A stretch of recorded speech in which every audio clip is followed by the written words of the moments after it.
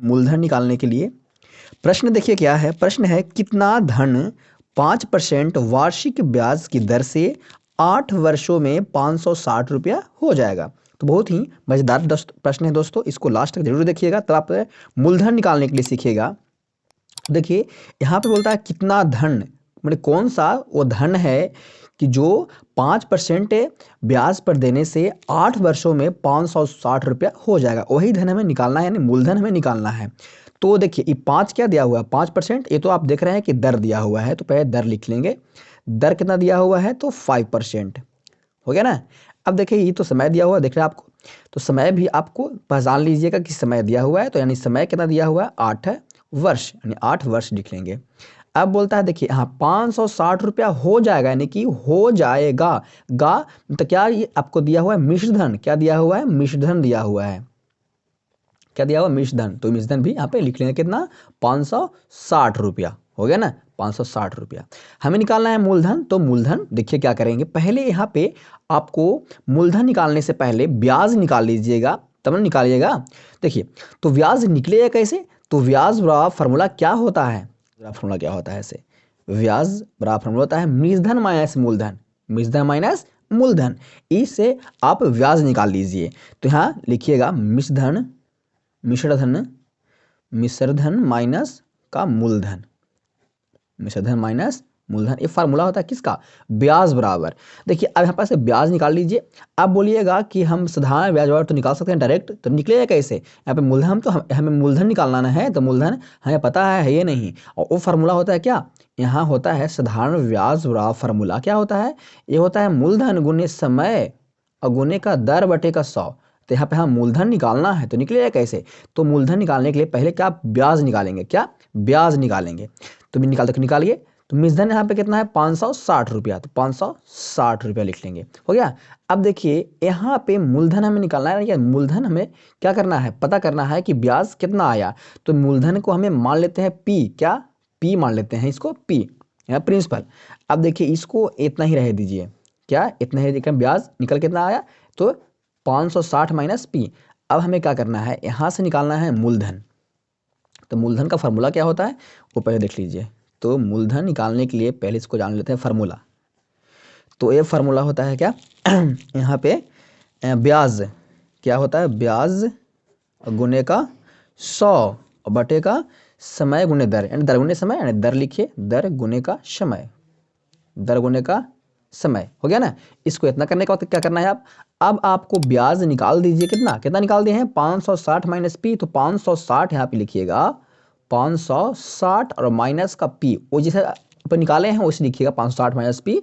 अब देखिए यहाँ पे गुना लगाइएगा, गुना लगा दिए। अब बटे का दर कितना है, तो दर यहाँ पे देखिए ऊपर हम लिखे हैं, आप भी लिखिएगा दर, यानी कि 5% है, तो 5% और समय 8 वर्ष, तो आपको एकदम नीचे वैसे एकदम सटा देना है। तो यहाँ लिख देना है 5, यहाँ लिख देना है 8। अब इसको काटना है, कटेगा से, देखिए देखिए इसको नहीं काटिएगा, ए कहा कि ए दोनों एक में है, इसको नहीं काटिएगा। अब देखिए क्या करना, कटेगा ए, तो 20 पंजा 100 कटेगा ना, यहाँ 20 हो जाएगा। अब 4 से काटिएगा, तो 4 दूना का 8 और 4 पंजा 20, यानी 5 हो जाएगा। अब देखिए मूलधन को यहाँ पे पी लिख लेते हैं, यानी प्रिंसिपल। देखिए अब यहाँ पी लिख लिए, यानी कि अब देखिए क्या करना है, अब यहाँ से हमको प्रिंसिपल निकालना है, तो पी लिखेंगे यहाँ पे, पी बराबर क्या है, तो ऊपर आया यहाँ पे, यानी देखिए 5 ये है ना, ये 5 से इस दोनों में गुना कर लीजिए, यानी इसमें भी और इसमें भी गुना कर लीजिए। तो 5 से गुना करिएगा पी में, तो क्या होगा 5p होगा ना, यानी 5p लिख लेंगे, होगा ना 5p। अब माइनस है, माइनस होगा, अब 5 से गुना कर लीजिए, देखिए इसमें तो 0 का 0, 5 छक्का 30 के 0 हासिल, 3 पचे 25 और 3 28 हो जाएगा ना 28, यानी 2800 माइनस पी क्या आ गया, वो आपको गुना करने से आएगा। अब देखिए इसके नीचे बटा में 2 अभी है, ये है, इसको नहीं लिखे हैं, बटा के 2 लिखेंगे। अब यह के बाद क्या करना है, एक इसको नीचे आगे एक ले लेना है।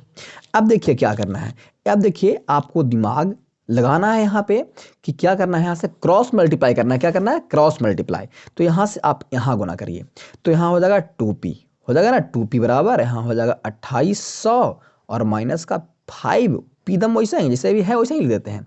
हमको यहाँ पे पी का वैल्यू निकालना है तो पी को लाएंगे एक साइड, और जब पी नहीं उसको लाते ये छोड़ देंगे एक साइड। इसमें पी नहीं है इसको यहीं रह देते हैं, इसमें पी है इसको लाते हैं ए साइड। तो यहाँ हो जाएगा 2p।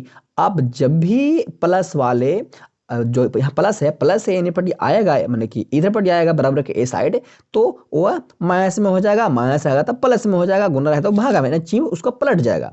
तो यहाँ माइनस था तो यहाँ प्लस हो जाएगा, 5p हो जाएगा। यहाँ हो जाएगा 2800 हो जाएगा, 2800।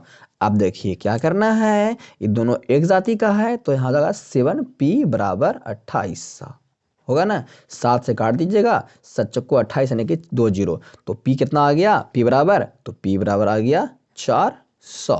तो ये आपका p क्या यानी कि मूलधन आंसर ये हो गया, यानी p किसको मान रहे थे, तो मूलधन को मान रहे थे। तो मूलधन हमें निकालना था प्रश्न में, तो मूलधन बराबर 400 क्या होगा, इसका राइट आंसर हो गया। तो इस तरह से आप मूलधन बहुत ही आसान तरीका से निकाल सकते हैं। यानी कि बेसिक है तो बेसिक से आप थोड़ा सा लंबा होवे करेगा, यानी कि देखिए यानी कि थोड़ा सा लंबा होगा। ये प्रश्न आपको बुक में मिलेगा 7 में, क्लास 7 में मिलेगा 10.4 प्रश्नमाला 10.4 का है। और ये प्रश्न आपको मिलेगा 9 में, 9 या 10 में शायद इस प्रश्न है, इसको आप देख सकते हैं। यानी कि तो इस तरह से आपको बहुत से प्रश्न हैं 10.4 में, इसको बना सकते हैं।